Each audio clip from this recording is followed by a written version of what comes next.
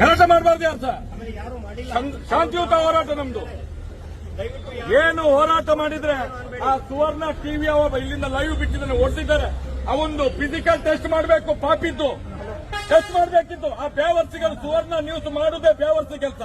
ಅವನು ಹೊರಗೆ ಬಿಡಿ ಅವನನ್ನು.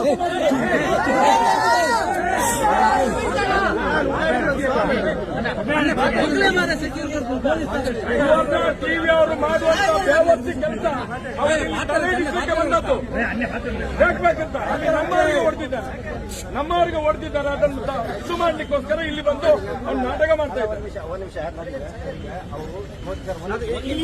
ಅಲ್ಲಿ ಬಂದು ನೀವು ಮಾತಾಡಿ ಎಲ್ಲರೂ ಹೋಗ್ಲಿ.